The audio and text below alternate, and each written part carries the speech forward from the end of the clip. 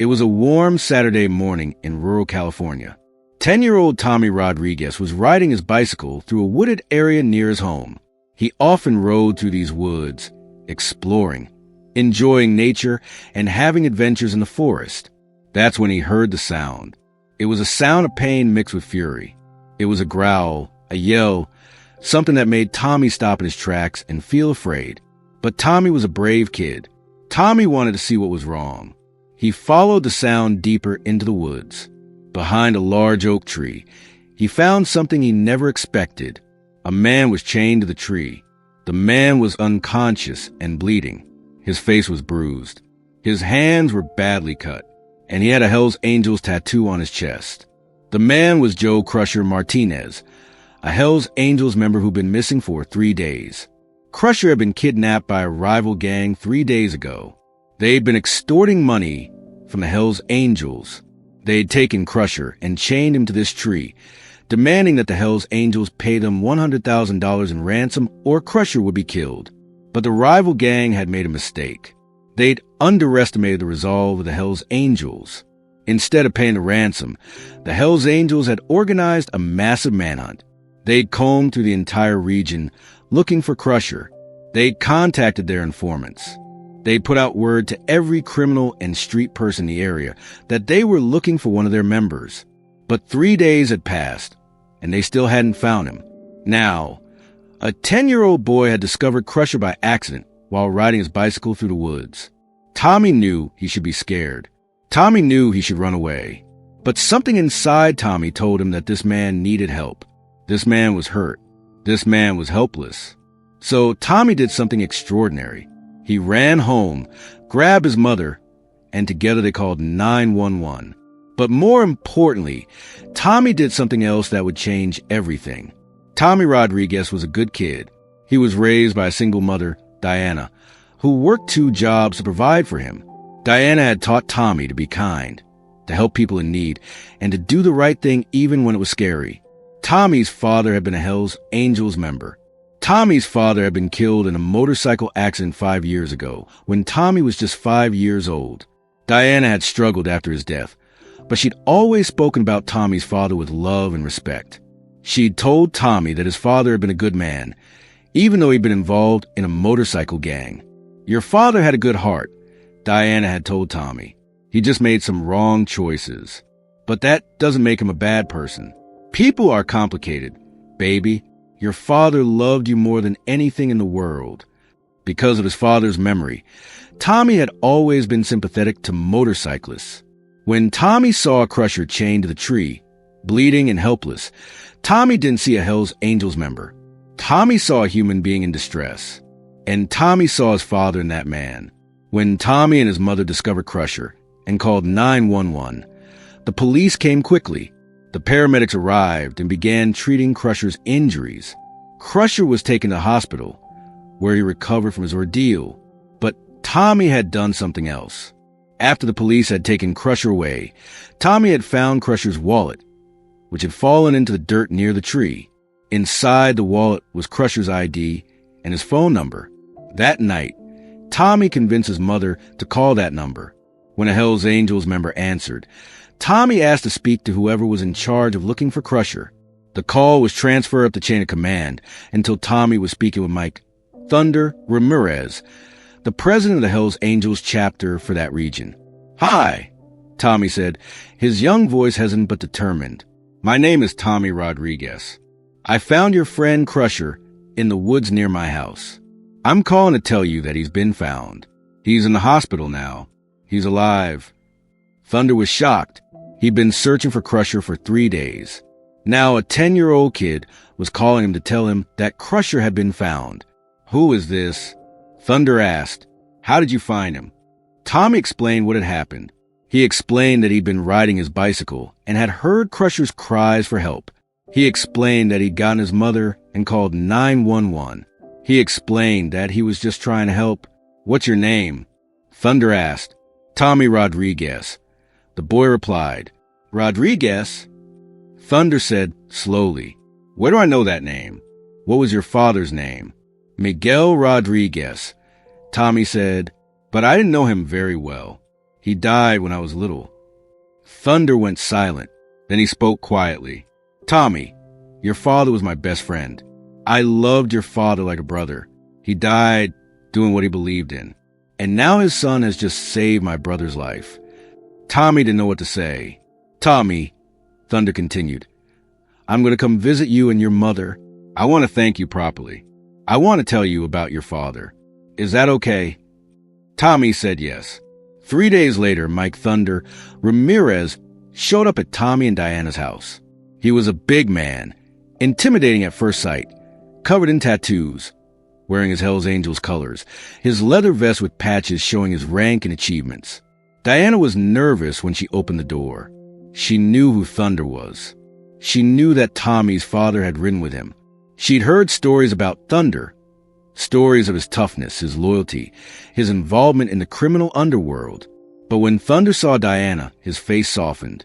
"Diana," he said, recognizing her, "I haven't seen you since Miguel's funeral. I'm so sorry for what my arrival must feel like, but I had to come. I had to thank you for raising such a brave, kind son." Diana invited Thunder inside. Tommy was there, nervous about meeting this big, powerful man.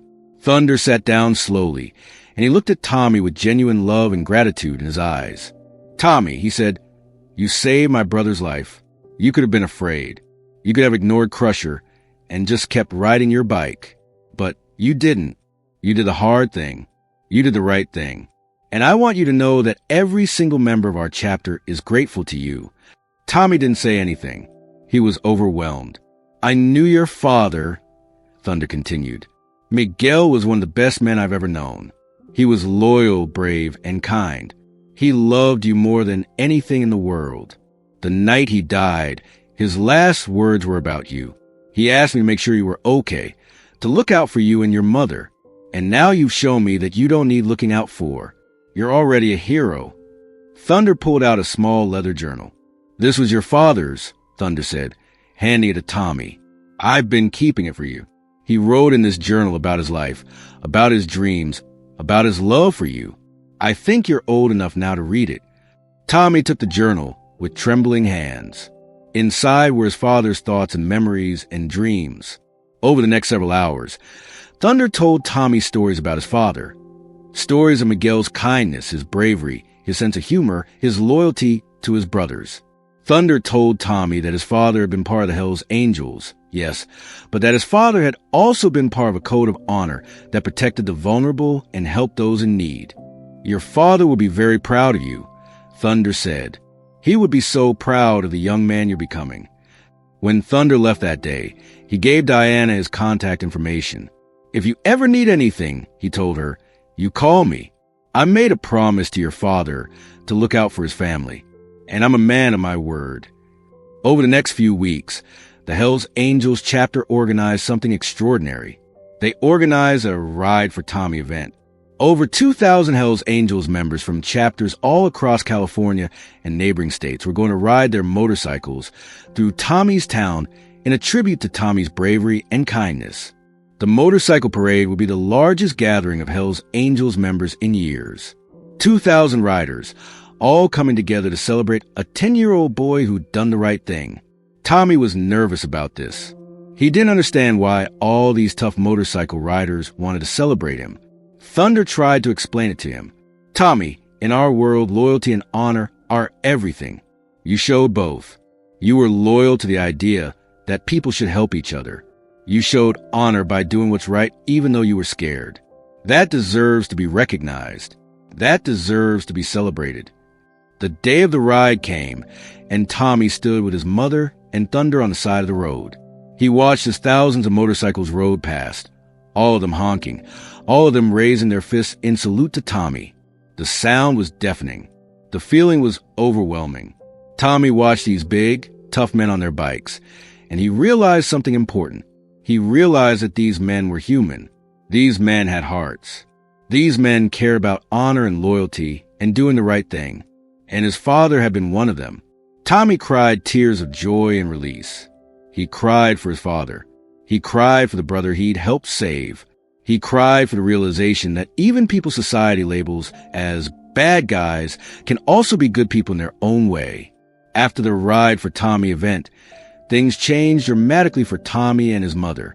The Hells Angels chapter made sure that Diana never had financial struggles again. They offered her help with rent, with utilities, with anything she needed. Diana was hesitant to accept their help at first, but Thunder explained it to her. "Your husband made a choice to be part of our family," Thunder said. "And that choice came with certain benefits, certain protections. He had income that he was providing to you and Tommy. After his death, we should have made sure you continue to be taken care of. We failed to do that, but we're doing it now." Tommy was enrolled in a good private school. Diana was able to quit one of her jobs.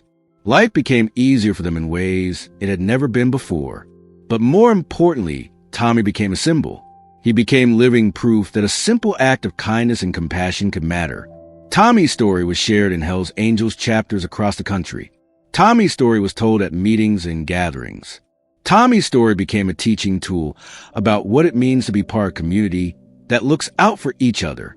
Crusher, the Hells Angels member who'd been rescued, recovered fully from his ordeal. When he was released from the hospital, one of the first things he did was visit Tommy's house. Crusher was a big man, even bigger than Thunder. He had scars on his wrists from the chains. He had bruises all over his body, but his eyes were kind. "Tommy," Crusher said, kneeling down at Tommy's level, "I don't know if you understand what you did for me. When I was chained to that tree, I thought I was going to die. I was in pain. I was scared. And then I heard a voice. I heard a kid's voice. And I knew someone was there. I knew I wasn't alone anymore." Crusher reached out and hugged Tommy, and both of them cried. "You saved my life," Crusher said. "Not just my physical life, but my will to live. You gave me hope when I had none."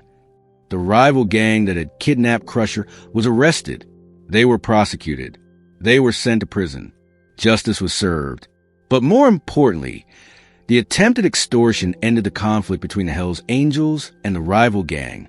The Hells Angels' response, focusing on rescue rather than retaliation, sent a message that they were stronger and better organized than their rivals. But there was another consequence that nobody expected. Over the next year, more and more Hells Angels chapters began organizing community service projects. Inspired by Tommy's example and by the Ride for Tommy event, motorcycle clubs started doing charity work. They organized food drives. They collected toys for children. They visited hospitals. They protected vulnerable communities. The image of Hells Angels members started to change. While they were still involved in illegal activities, that was a reality that couldn't be changed. They were also becoming known for their community work and their protection of the vulnerable. News outlets started covering these community projects. Journalists started interviewing Hells Angels members about why they were doing this work. The story that emerged was nuanced and complicated. These men were criminals. Yes, but they were also people with values, people with honor codes, people who cared about their communities. Tommy received letters from Hells Angels chapters all over the country. Chapters from New York, Florida, Texas, Washington, Oregon, all of them thanking Tommy for his example. All of them telling him that his actions had inspired them to think differently about their organization and their responsibilities to their community. One letter came from a national leadership of the Hells Angels organization. It was an official recognition of Tommy as an honorary member of the Hells Angels family. It stated that while Tommy was too young to be an official member, he would always be considered part of their brotherhood. 10 years later, Tommy was 20 years old. He was in college studying social work. He wanted to dedicate his life to helping communities and building bridges between different groups of people. Tommy still maintained close relationships with Thunder, Crusher, and many of the Hells Angels members who'd been part of his journey. These men had become his mentors, his guides, his family. One evening, Tommy was giving a speech at a community center about his experience. He was speaking to a diverse audience. Some people who were part of motorcycle clubs, some who were not, some who'd been involved in the criminal justice system, some who hadn't. "When I was 10 years old," Tommy began, "I found a man chained to a tree. I didn't think about whether he was good or bad. I didn't think about whether he was a criminal. I just saw someone in pain who needed help. and I helped. He paused, looking at the audience. That simple action connected me with a community of people I never expected to connect with. Tommy continued. It connected me with my father's legacy. It connected me with men who seemed scary and dangerous, but who also had deep values of loyalty and honor and community. Tommy told the story of the ride, of seeing 2,000 motorcycles riding past. He told them how that moment had changed his understanding of the world. I learned that people aren't simple, Tommy said. People aren't just good or just bad. People are complicated.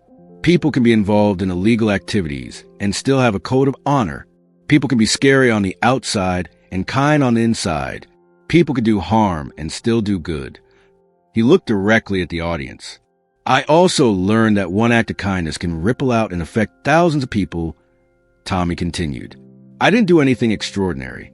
I just helped someone who needed help. And that simple act inspired thousands of people to think about their own values and their own responsibilities to their community. Tommy talked about how the Hells Angels chapters he'd been involved with had started doing community service work. He talked about how the image of motorcycle clubs was starting to change. He talked about how his father's memory had been honored through all of these actions. My father died when I was 5 years old, Tommy said, his voice becoming emotional. I didn't know him very well, but through what happened after I found Crusher, I got to know my father. I got to know who he was, what he valued, what he dreamed about, and I got to know a community that he was part of. Tommy pulled out his father's journal. My father wrote in this journal about the kind of man he wanted to be, Tommy said. He wrote about wanting to be loyal, brave, and kind. He wrote about wanting to use his strength to protect people. He wrote about wanting to make a difference in the world. Tommy opened the journal and read a passage. If my son ever asks me what it means to be a man, I want to tell him that it means doing the right thing even when it's hard. It means protecting people who can't protect themselves. It means being loyal to the people you love. It means having a code of honor and living by that code every single day. Tommy closed the journal and looked up. My father couldn't tell me that in person because he died too young, Tommy said. But through the men he rode with, through Thunder and Crusher and 1,000 of Hell's Angels members who showed up for me, I got to understand who my father was and what he valued. He paused, making eye contact with different people in the audience. And I learned something about myself too, Tommy concluded. I learned that I have the capacity to help people. I learned that courage isn't about not being afraid. Courage is about doing what's right even though you're scared. I learned that one person, even a 10-year-old kid, can make a difference. After the speech, Tommy was approached by an elderly man. The man had tears in his eyes. Tommy, the man said, I'm the father of the rival gang member who kidnapped Crusher. My son is in prison because of what happened that day. But hearing your story has made me understand something. Your father gave his life to a code of honor. Your father would have wanted his son to help people. And that's what you did. You helped people. You didn't judge them. You just helped them. That's the real honor. That's what your father would have wanted. The man gave Tommy a hug, and both of them cried. Years later, Tommy became known as someone who built bridges between communities. He worked with law enforcement and with motorcycle clubs. He worked with gang members and with community leaders. He taught people to see beyond labels, to see the humanity in everyone, to understand that people are complicated, but that compassion and understanding can connect us all. Thunder often said that Tommy had saved more than just Crusher's life that day in the woods.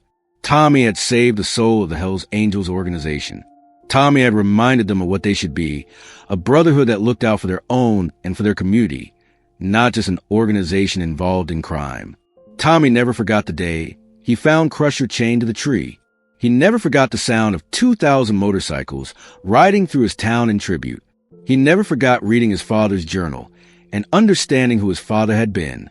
And every year on the anniversary of the ride for Tommy, thousands of motorcycle riders still showed up to celebrate Tommy's bravery and kindness.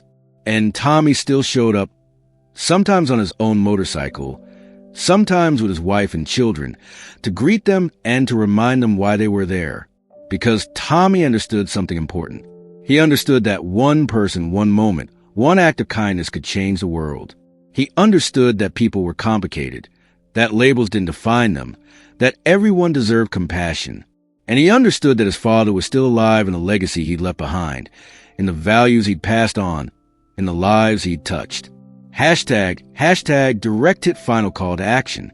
If this story moved you, if it made you think about compassion, about the complexity of human nature, and about the power of doing the right thing even when it's scary, then I need you to do something right now.